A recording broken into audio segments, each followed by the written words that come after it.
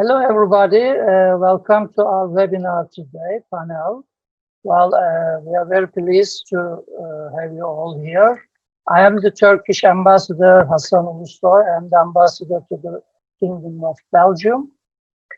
And as you know, we are today gathered here on the occasion of the 3rd anniversary of the July 15 coup attempt perpetrated by the FETÖ terrorist organization in Turkey. And as part of the commemorative events organized by Turkish Presidency Directorate of Communications in the context of July 15 Democracy and National Unity Day, our panel will focus on one interesting aspect of the issue, I guess. As you know, our panel title is as follows: in the light of FETÖ coup attempt of July 15, importance of international cooperation to counter such crimes against democratic constitutional order. Well, it's a distinct pleasure for me actually to moderate this panel with the participation of two distinguished panelists. First, Professor Dries Lesage is a well-known scholar from the academia in Belgium. Mr. Lesage is Associate Professor at Ghent University Department of Political Science, where he heads the Ghent Institute for International Studies as well. He teaches history of politics, theories of international relations and globalization, as well as global governance. We are also glad that his area of academic interest also includes Turkey's domestic and foreign politics. And as to the second panelist, Mr. Enes Bayraklı, Associate Professor, Mr. Bayraklı is from the world of think tanks, so to say. He is the SETA Foundation Brussels coordinator. And having obtained his PhD, Mr. Bayraklı, he got this PhD from the Department of Political Science at the University of Vienna. And also he taught in the academia. His fields of research include Islamophobia in Europe, far-right movements in Europe, transformation of Turkish foreign policy, together with foreign policy analysis, and German politics as well as foreign policy. Well, I hope we could provide to all followers with a lively debate reflecting on various aspects of the subject matter. Well, without further ado, with this introduction, actually, we can start perhaps. But if you allow me, I will make some introductory comments so that we can stream the panel with a lively debate. Well, as you all know, 4 years ago, the bloodiest coup attempt in the recent history of our continent took place in Turkey. FETÖ, led by Fethullah Gülen, was the mastermind of this heinous crime. However, thanks to the resolve of the Turkish people, led by its president, together with the government and the state, the attempt was luckily thwarted.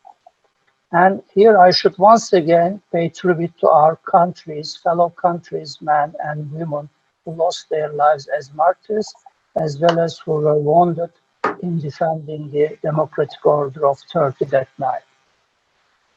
Well, since then, the past 4 years have already revealed, actually, the true face of this terrorist organization and dark nature of this sui generis clandestine crime network, which involves, actually, various unlawful acts ranging from terrorism to all sorts of organized crime. And once again, in memory of our fallen heroes, let us recall actually what happened at that traumatic night. As we all know, our parliament, the presidential complex, as well as police headquarters, satellite buildings were bombarded by F-16s and helicopter pilots who turned out to be the members of FETÖ that infiltrated into army. And plotters, as you know, tried to assassinate our president as well as the several members of the democratically elected government. Tanks were driven to the streets against innocent civilians, while helicopters and jets shot everyone inside. It was such a dramatic night. And one should not forget, actually, that night, what FETÖ really and its members really sought to destroy that night was the democratic constitution order of one of the founding members of the Council of Europe, that is to say the only pan-European organization, and they sought to do it by overthrowing the democratically elected government and institutional republic. So it was a very serious crime, along with all other aspects. And luckily, the aftermath of the coup attempt clearly revealed the dark nature of FETÖ. As led by, as I said, Fethullah Gülen, FETÖ had disguised itself as an education movement and gradually turned into a secretive operational structure aiming to transform the society by taking control of the Turkish state from within while awaiting the right moment to overthrow the democratic republic. And unfortunately, over a long time, very long time actually, FETÖ managed to infiltrate not only into the state bodies, but also in almost all walks of the society, ranging from civil society, education, to business, health sector, so on and so. And it was clear that any state actually facing such a colossal crime syndicate would not only suffice with prosecuting the ones who involved in the coup attempt, but it was also necessary to prosecute the abetting ones who helped FETÖ to prosper financially and ideologically while being fully aware of its real nature. This naturally included those who assumed different positions in public and private sectors as a result of their ties or membership with this crime network. And in this regard, as we all know, Turkey had to undertake comprehensive extraordinary measures. And against this existential threat, it was done by, of course, declaring the state of emergency as permitted in international law. The process was then carried out within the boundaries of law by paying due attention to the balance between security and freedoms. All measures undertaken during this period, which lasted 2 years, as you know, were implemented in transparency and in full coordination with relevant international bodies, notably the Council of Europe. Turkey has paid attention to acting in line with its international rights, human rights obligations, and the principle of rule of law, even during the period of the state of emergency. Naturally, all individuals have been able to appeal against court decisions, administrative decisions, and they were also able to apply to the European Court of Human Rights if necessary. So here I would like to actually make one reference to one of the recent judgments of the European Court of Human Rights. It is related to the coup attempt in Turkey, and in its decision in 2018, the court in Strasbourg clearly underlined that the attempted military coup, I read, disclosed the existence of a public emergency threatening the life of nation within the meaning of the convention. So you see, the convention recognized the severity of this crime and said everything is done according to the convention in its decision. Today, we also know gladly that thanks to the several judgments given by the local courts in Turkey after the attempt, now the FETÖ is now defined as a terrorist organization as well as criminal organization, which orchestrated the coup attempt. And this case, this fact has been already upheld by the Turkish Supreme Court, notably the Court of Cassation. And thus, we can now say that the fact that the FETÖ is a terrorist crime organization has already become a case law and part of the jurisprudence in the Turkish legal system.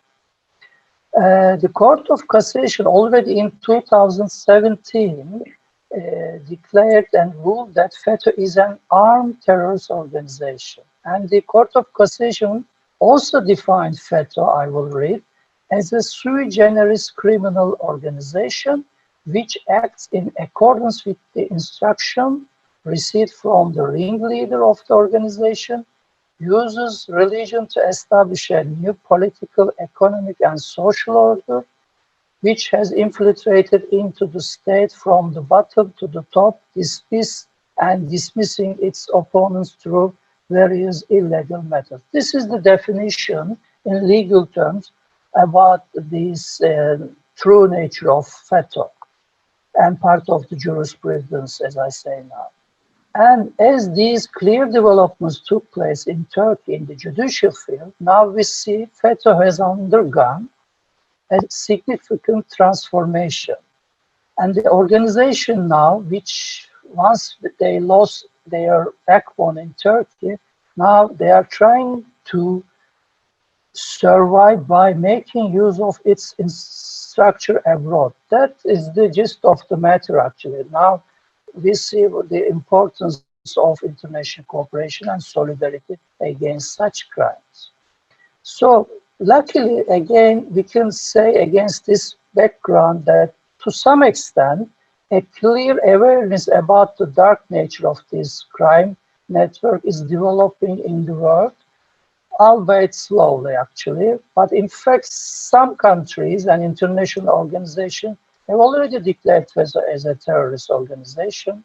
Unlawful acts carried out FETÖ-affiliated organizations and bodies have come to surface in many countries after a closer monitoring.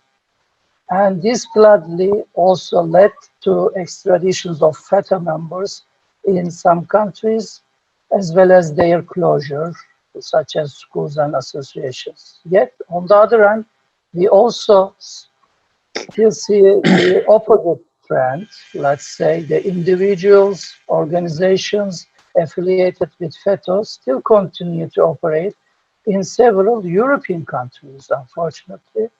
Those FETÖ members and affiliates can easily live and work under the protection of asylum, while unfortunately poisoning the countries and societies where they operate against Turkey. This is a part of the problematic, actually. Crimes of making a coup attempt should be addressed, in our understanding, by countries without any discrimination. I think the crimes that FETÖ and its supporters committed are of universal nature as felonies, and the solidarity is here needed actually at the international level. But also given the fact that these crimes are perpetrated in a complex network involving many other countries, let's say its international structuring, the role of international cooperation among the countries is also of particular importance. So against this background, I will stop here and then I kindly ask you your comments on the criminal nature and the importance of cooperation and solidarity to face such crimes, to preventing it in the future of our continents, in protecting the universal values and norms. Thank you very much. So, if I may, if it's all right for you, we can continue with Mr. Lesage, and then we can finish with Mr. Bayraklı, so we can have both comments of two persons living in the same country. Thank you. Shall we, Mr. Lesage? Yes, thank you very much, Mr. Ambassador. I suppose you can hear me clearly? Yes. All right. Thank you for the invitation. I was happy to accept because this is one of the rare fora where we can commemorate this event and also reflect on what happened and its aftermath. And I'm missing actually such occasions because it has been a very important event, including the truth about the structure that was behind it. It has an enormous importance domestically for Turkey, but also internationally. And I consider it also as an attack against Turkish democracy and the rights of the Republic of Turkey as a recognized sovereign state. But secondly, I also consider it very explicitly as a massive human rights violation. Because during that traumatic night, over 250 people were killed, mostly unarmed, innocent civilians. In Western media, there were not that many images, not many pictures about the event itself, which is already quite strange. But afterwards, through social media and Turkish channels, I saw people being bombed by jets. I saw people being shot on the bridges and elsewhere. I saw people being crushed alive by military tanks. There are images of that, but Western public opinion is not aware of it. So it was a massive human rights violation, and the perpetrators cannot go away with it like that. I see they are being punished in Turkey, but I would also expect a decent international recognition of what happened there. So I'm happy to join because I find it important from the viewpoint of the legitimate rights of the Turkish people. And I know there are lots of discussions between Turkey and Western governments, Western public opinion. There is a tough political debate and fight within Turkey for decades. But with regard to the coup attempt, I observed that there was an overwhelming consensus within the Turkish political spectrum, including all opposition parties, in defending the coup attempt. Almost nobody in Turkey wants to live under a military junta, despite the tough differences between the political parties. So regardless of what people think in Turkey or abroad about President Erdogan or the current government or the opposition parties, this is about legitimate rights of the Turkish people, of which I consider you, Mr. Ambassador, as an internationally recognized representative. Thank you. Thank you, Mr. Vesar, for these comments. Well, you rightly mentioned it was true that the human rights, the very basic human rights of the people on the streets were violated. Their right to life, actually, as you rightly mentioned, by these plotters, using the guns and ammunition provided by the state, and they use it after infiltrating in the army. So it was a very traumatic night, and these plotters, killing people indiscriminately.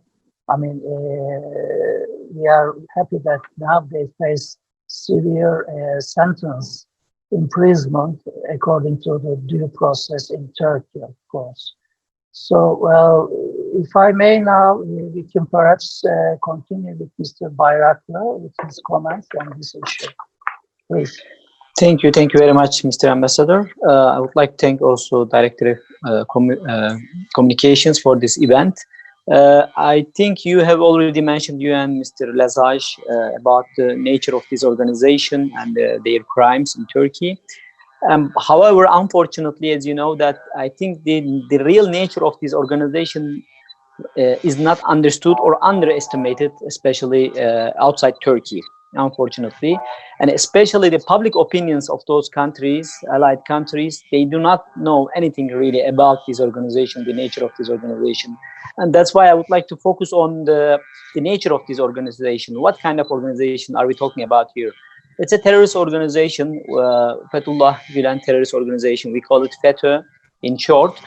And it's also organized around the cult leader of Fethullah Gülen. So the Gülenists, they consider Gülen as their messiah, and he is the world imam. And it's an organization that is organized not only in Turkey, but all around the world. So it's like an empire of a cult organization, a terrorist organization, and the estimated global capital of FETÖ is $150 billion.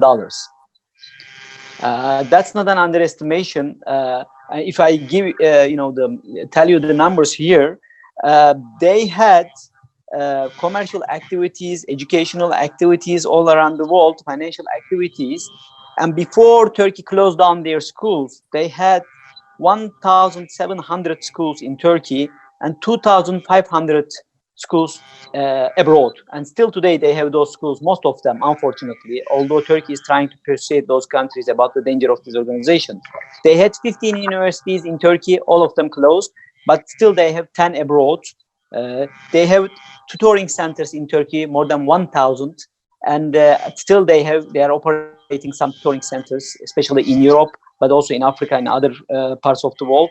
They had 449 dormitories in Turkey and more than 200 abroad.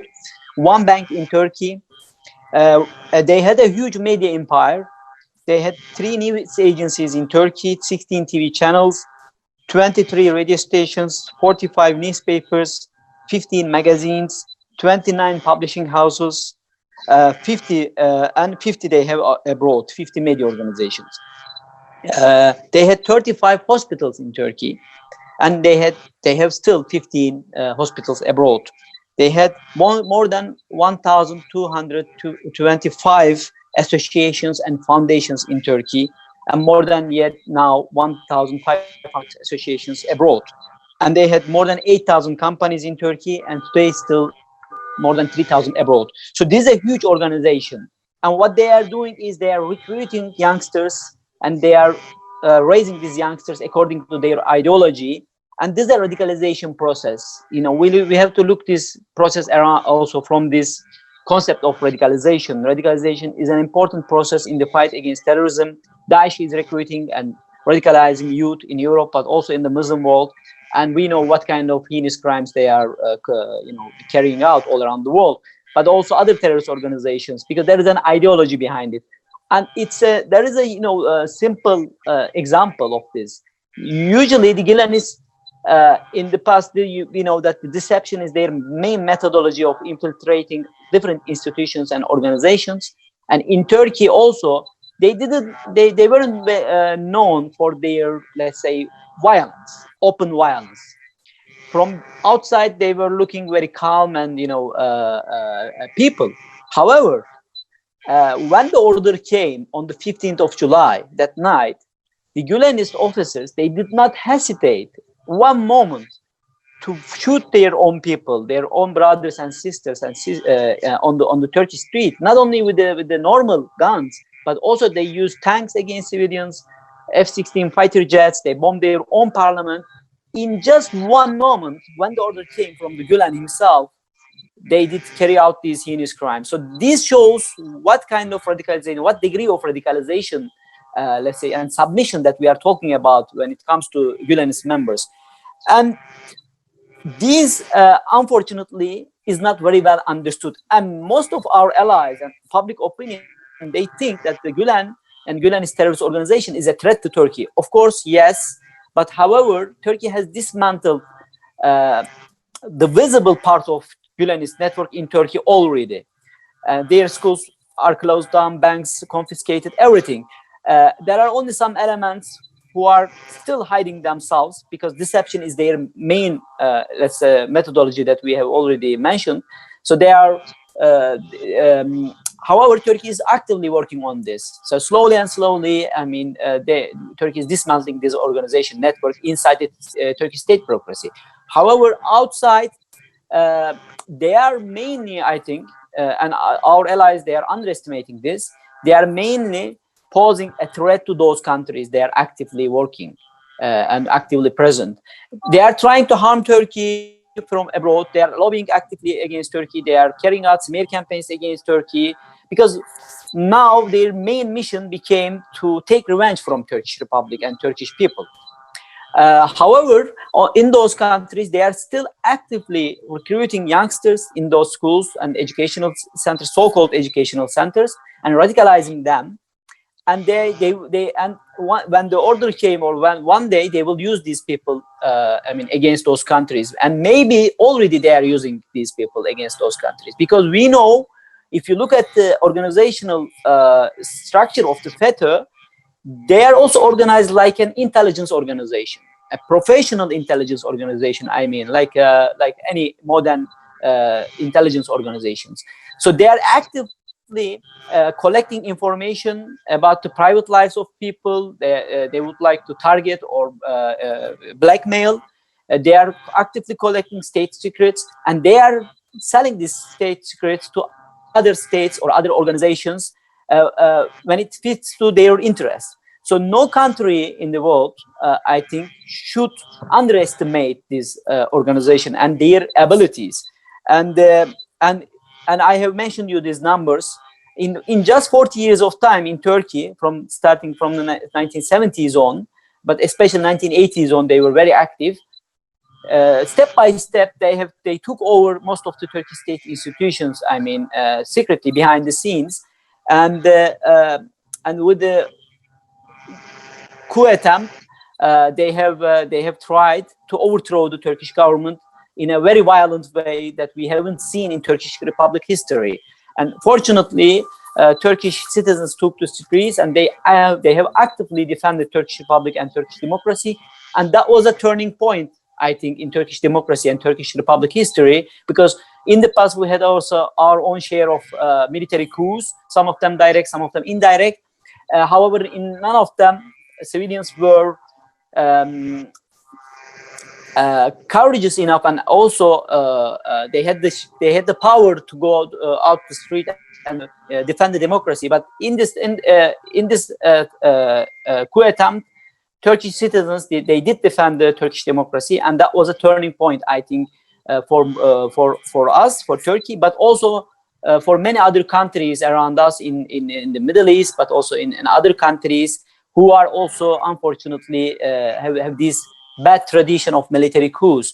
And I think that's why I think I had focused on the nature of this organization. They have different methodologies of infiltration of different institutions, but let me tell you some of them: intimidation of different people through, as I told you, the collecting secret information and private lives of people, blackmail, false indictments. They have used this in Turkey, especially through their members in the judiciary, corruption in state exams.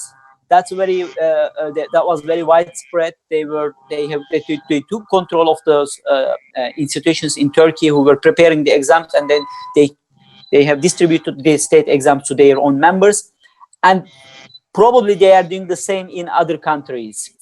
And the infiltration of offices of high-ranking state officials, and also mobbing and harassment. If they think somebody is a threat to them, an intellectual and academic, they are starting active smear campaigns in the media, and they are highly organized, especially when it comes to social media. So, and there are already examples in Germany, for instance. Some of the German journalists, they would like to, they have carried out some investigation about the activities of the Gülenist terrorist organization and their, let's say, nature. And right after that, these journalists were subject to harassment and the mobbing and the lynching on the social media. Nobody, I think, should underestimate and the nature of this terrorist organization. And on this note, I think I would like to thank you. And maybe if there are some questions, we can continue. Thank you.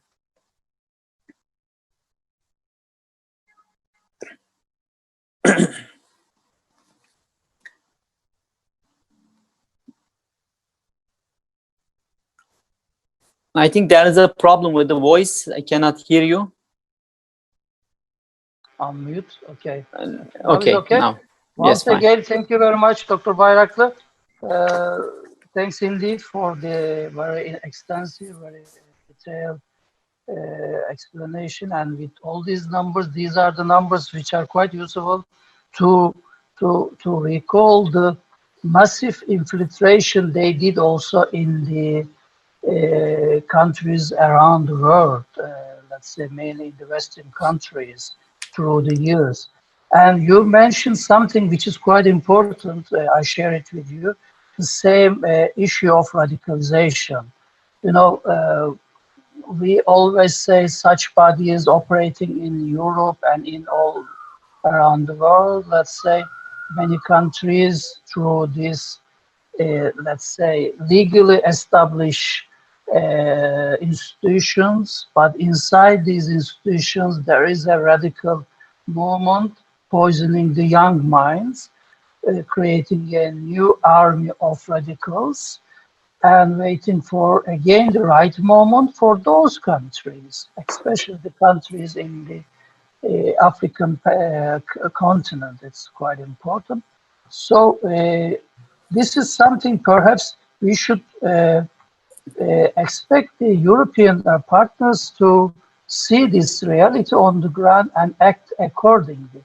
Because as we see, I mean, through the historical perspective, that unless the countries are not hit by the same problem, there is a very less level of cooperation against such crimes, including terrorism. We have this experience vis-a-vis other terrorist organizations and criminal bodies. But, you know, also in Europe, in recent history, what happened vis-a-vis Daesh, Daesh, as long as it was local inside Syria and affecting only the neighboring countries, including Turkey, the attention was not so high by the European countries, the EU countries, unfortunately. And then once it's become more operational in Europe and in the Western sphere, they became more involved in fighting against such crimes and terrorism. But we should not wait for that moment, actually. That is our struggle. Because if there is a crime, it is a crime. So it should be tackled. As I said, it was a crime of coup, including all forms of violence, including, as Mr. Lesage said, violations of human rights. It should be tackled from that perspective through all organizations. So this is simple to say, but in practice, it is not the case, unfortunately. So now I'm turning to Mr. Lesage. What should be done, actually? I'm not saying what should Turkey do, but what should be done globally to increase the level of international cooperation in combating such crimes, especially in the European continent? Thank you. Thank you. Well, as a political scientist in looking into Turkey and international politics, I must say that the Gülen organization as a phenomenon is a very, very complicated one, very troublesome one, and it has various fascinating and worrisome dimensions at the same time. It is being an Islamic cult, but very well embedded in Western societies and elsewhere. Also with excellent contacts, relationships historically over the past 20 years with Western elites, including governments. So where it should start, I think, is recognition of the reality. And let me very briefly touch upon the evidence with regard to the coup attempt. In the West, there is lots of confusion, but the attitude of most Western governments and media at the moment is not very serious, I believe.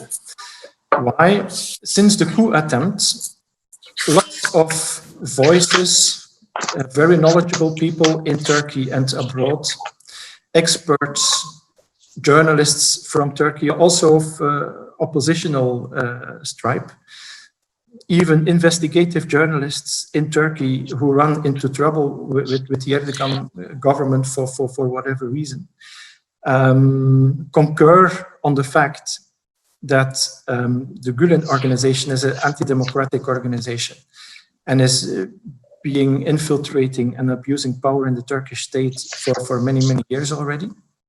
And with regard to the coup attempt, I also see the leaders of the Turkish opposition parties, so not only President Erdogan and AK Party, but also the opposition parties, concur on, according to them, the fact that the Gülen organization had the lead in the coup attempt.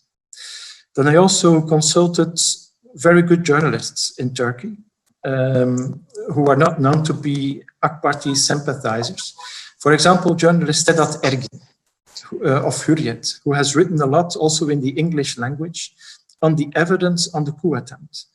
And he, among many others, point at a lot of elements, and one of the elements there is camera footage, including arrests of civilians in and near the Akıncı air base in Ankara, which was the headquarters of the coup. And those Gülenists or civilians are known to be militants of the Gülen organization. That there is not much discussion about that in Turkey across the entire political and philosophical spectrum, including experts and good journalists, investigative journalists, let alone, of course, the entire judiciary. When we have Gülenists as civilians in an airbase at the night of a coup, that's a very strong indication, not to say evidence, that there is a parallel structure operating in which civilians oversee parts of the military. I know in Turkey it's not common that civilians enter military bases, let alone at the night of a coup, let alone Gülenist civilians. After the coup attempt, Western governments, Western media across the board downplayed the hypothesis of a Gülenist lead for whatever reason. One is not to play into the hands of President Erdogan, but that should not be a reason. We have to deal with the evidence objectively and reflect about that, regardless of political tactics or whatever.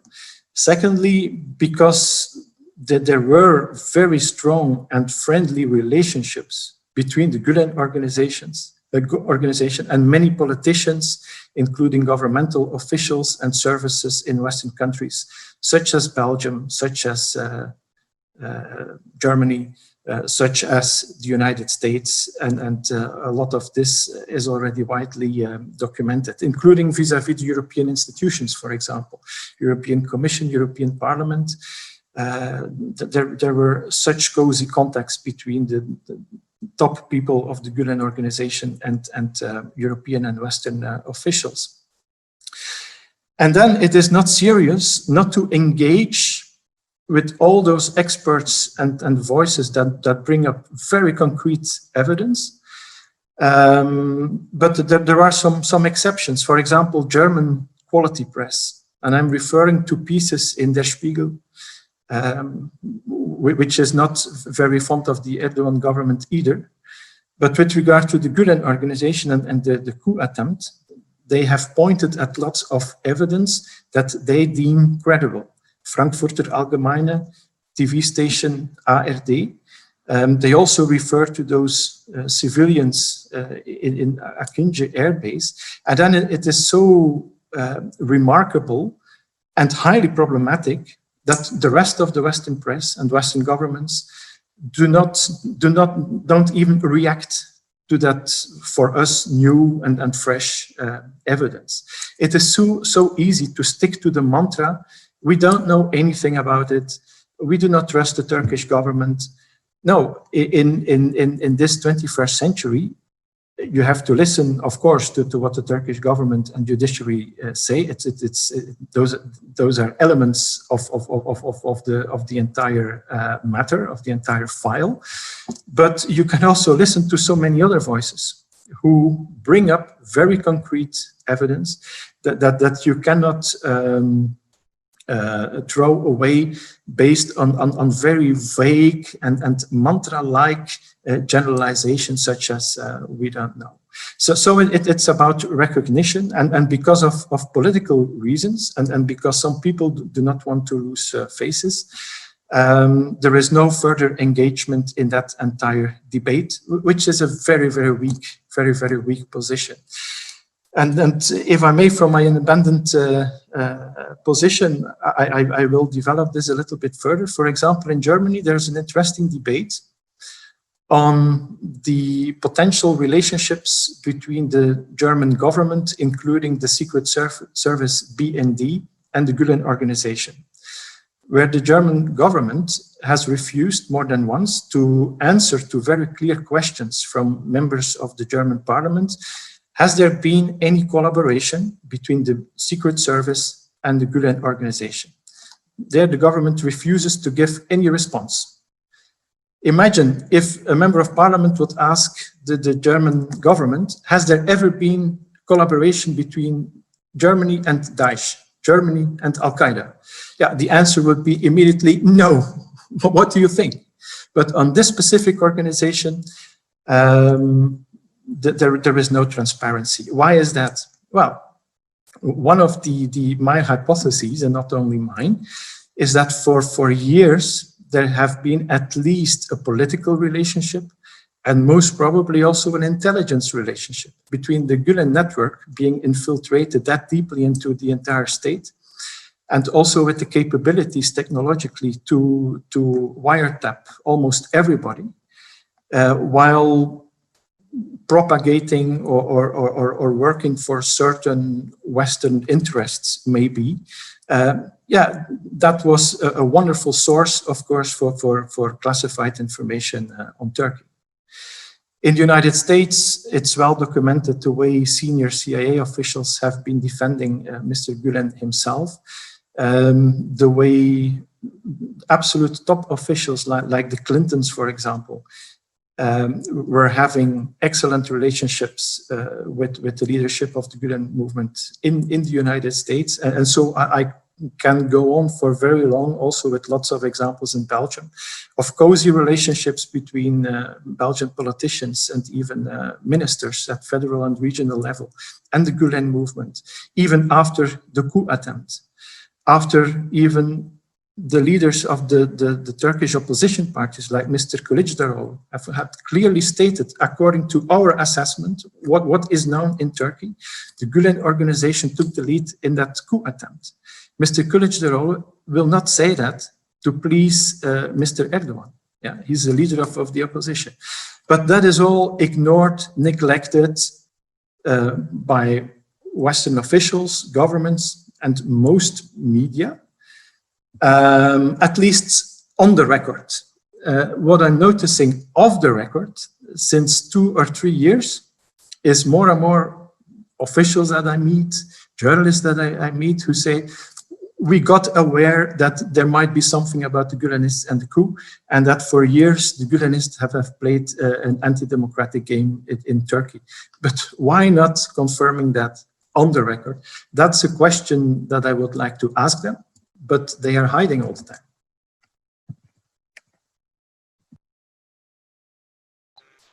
Yes. Professor Lesage, thank you indeed for this clarification on the behaviors of the Western politicians and the states towards this issue. Well, I mean, this is also our observation as a diplomat. I mean, I will not confine it from you. I mean, this is the fact on the ground. But we really like to also believe that since these are the crimes against the democratic values, norms, and most importantly against a member state of the Council of Europe, there should be a common position to condemn and take similar stances to prevent the operation of such body in their own territories.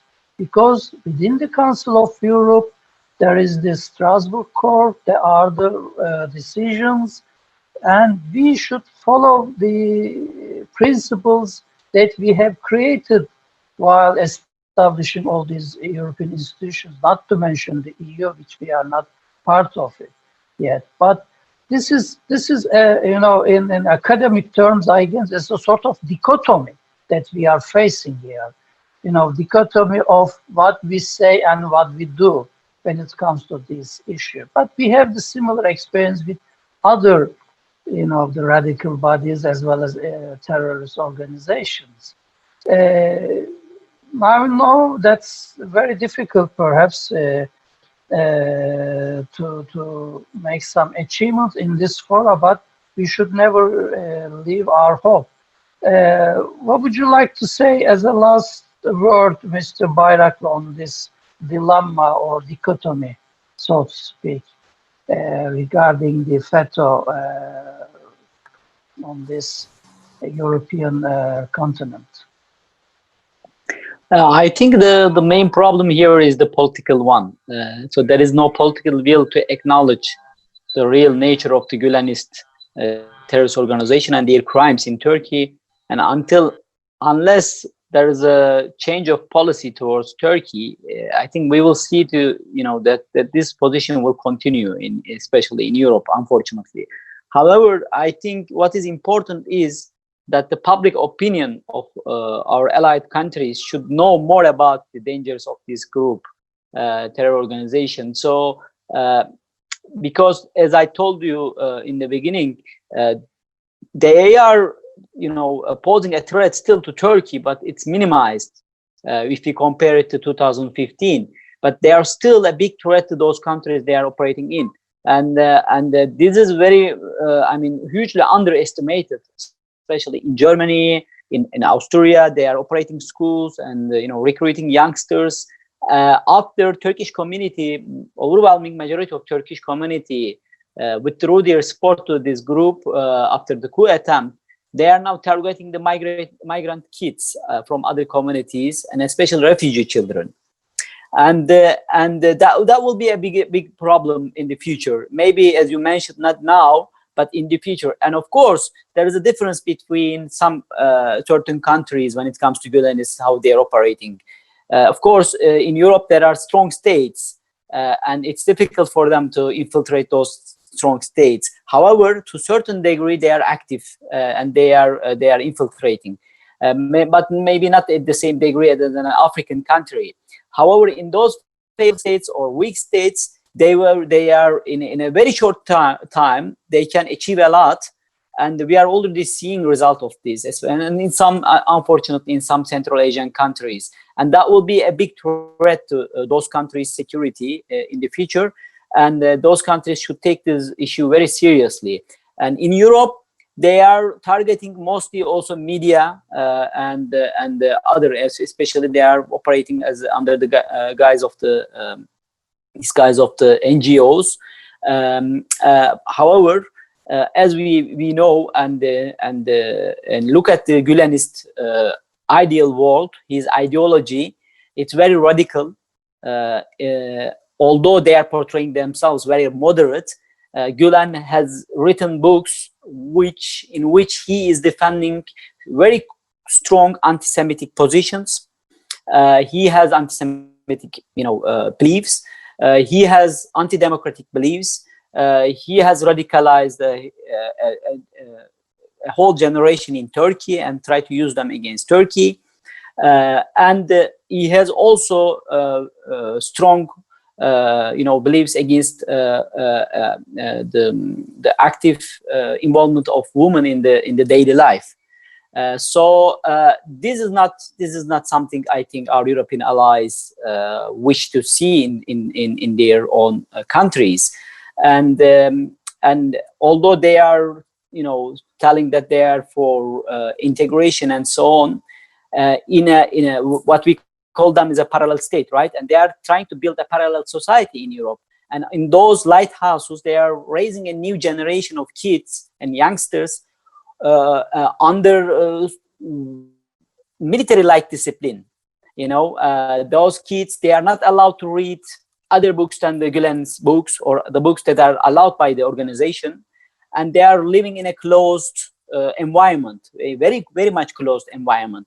And I don't think our allies in Europe, they wish to see this kind of generation in their countries, and that will be a big problem for them. And I think we have to continue our struggle, but at the end of the day, it's it's up to them to, you know, acknowledge the problem here and then take necessary measures.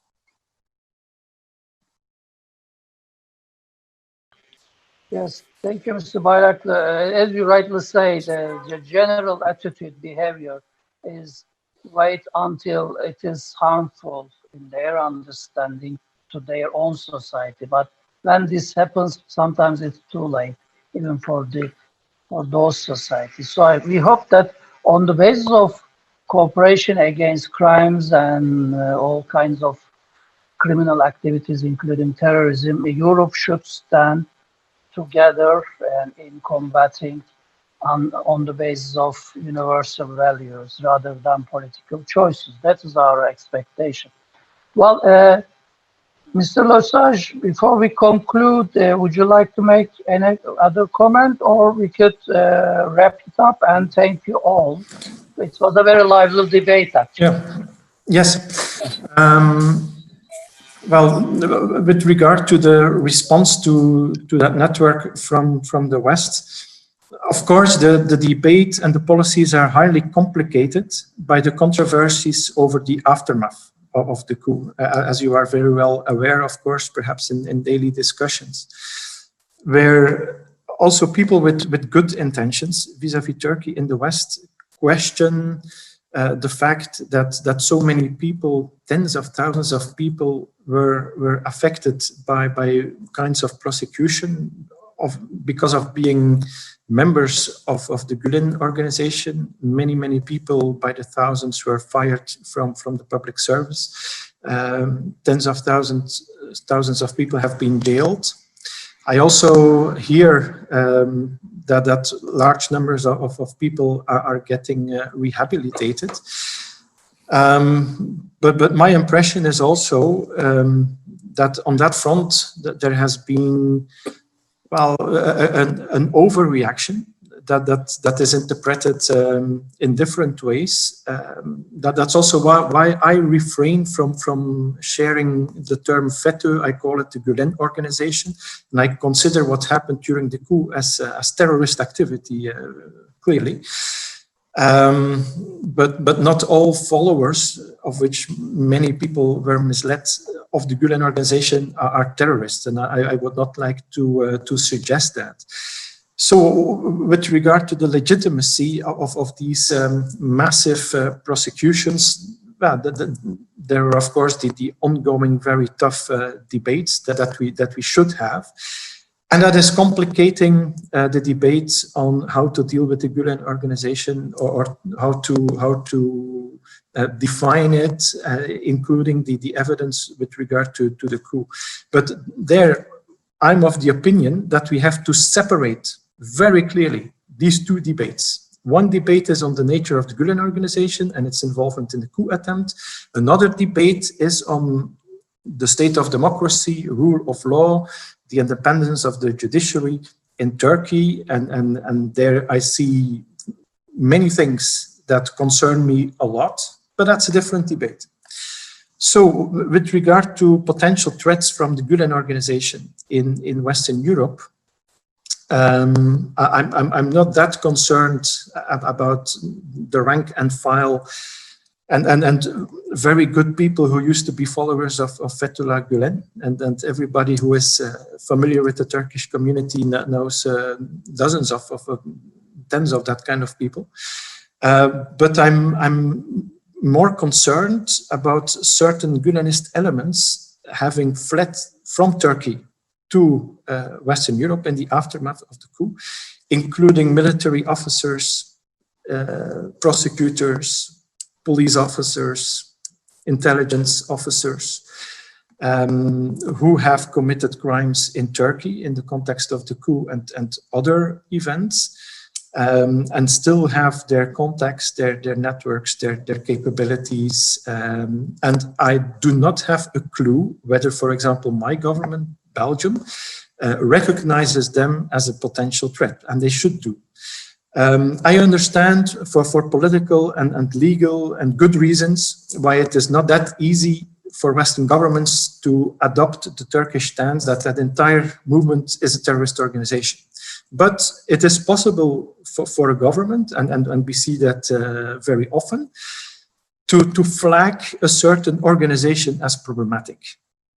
I'm not going into that debate, but just giving an example. For example, currently in Belgium, the religious community Milligurus is defined and portrayed by the Belgian government, both federal and regional, and even the Secret Service openly as something problematic, a potential threat even, yeah? Including the educational authorities, and we know the Gulen organization is also active in Flemish and Belgian education. With regard to the Gulen organization, which has a file, I think, from a human rights and democracy perspective that is much heavier than the one of Milligurus. Even their authorities have to admit, well, Milligurus has in fact nothing to do with terrorism or crime, but they are a problem for mostly ideological reasons. Gulen organization is going beyond ideological, the issues that are there. But I have seen, as I said, Belgian top politicians openly endorsing going to parties of the Gulen organization. So there's an inconsistency there, and if the authorities should start to recognize and problematize what needs to be problematized, we take a step in the right direction, also in a more fruitful dialogue, I think, diplomatically, between Western countries and Turkey, and that would also put Belgian government, European governments, European institutions in a better position and also in a more credible position to criticize Turkey as the candidate EU country on the state of democracy, rule of law in Turkey. But if you are actually still defending such an organization that is involved in that kind of activity, yeah, morally, even morally, you are no longer in a position to criticize Turkey. If you want to use such an organization as a proxy for influence, control, and intelligence gathering in Turkey, regardless everything that happened, yeah, stop discussing rule of law and democracy. Let us be serious. And as a citizen of Western Europe, it really hurts me to see that our authorities, but also lots of media, are disregarding legitimate interests, not only or not of President Erdogan, that's a political matter, but of the Turkish people. And that is what we as citizens should be concerned about. Thank you. Well, thank you, Professor Lesage. Well, it's quite impressive what you said about the I wouldn't call it hypocrisy, but I would call it a differentiated approach shown by the Western governments in real life and in their rhetorics. That's true, it's true, but let me first refer to what you refer to as overreaction by the state in prosecutions in Turkey after the coup attempt. As I mentioned in my introductory remarks, of course, all decisions are open to, and all the acts of the administrations are open to be addressed or the recourse through proper channels, judiciary channels. And so far, as far as I learned throughout these 4 years, around 4,000 rulings have been passed by the courts in Turkey vis-a-vis the coup attempt related charges with many convictions. And of course, even for these decisions, there are domestic remedies, including the individual application to first the Constitutional Court and then the European Court of Human Rights for any wrongdoings in Turkey. No country in this world is immune to human rights violations. There is no such possibility. That's why we need all these international organizations to improve the whole scene of human rights protection through cooperation. Well, regarding what you said about the position including your country as well. But I would say, you know, I see the same threat and danger, potential danger, as well as actual threat, actually, for the countries where those FETÖ supporters fled to from Turkey, let's say in Western European countries. They operate freely because they establish their institutions according to the legislation in the country, but clandestine way they disguise themselves, financing through different channels, illegally contributing to the FETÖ. It's like a ticking bomb. It might explode one day, one time in future, but when it explodes, it will affect all the countries regardless of their position. So I think it's a danger. So I think extradition requests are important to be taken care of seriously by our Western partners and allies. But, you know, to conclude, actually, I should say once again that we should now, I think it's now time to look to the future. As a diplomat, I should always remain optimist. Let me read one last sentence, then I will conclude. It is really our sincere wish that more and more countries will come to the better understanding of what this FETÖ is actually, and its clandestine and criminal nature. In the coming period, this is our hope. We are not actually giving up. We are always, every day, through state channels, but also the civil society working on it to convince the authorities and the public opinion in the countries they live. And we should underline once again that the Turkey will continue to work in full cooperation, of course, with these countries against this common threat. Actually, this is a common threat. So it should be recognized as such. And because it's a common threat to our common humanity, which involves all kinds of heavy crimes, including terrorism. So for our future generations, I think it's time to cooperate through proper channels. With this hope, I would like to once again thank you all for your participation, and then look forward to cooperating with you in the near future in different fora. Thanks all. Thank you. Thank you very much. Thank you very much, Mr. Ambassador. Thank you very much. Have a nice day.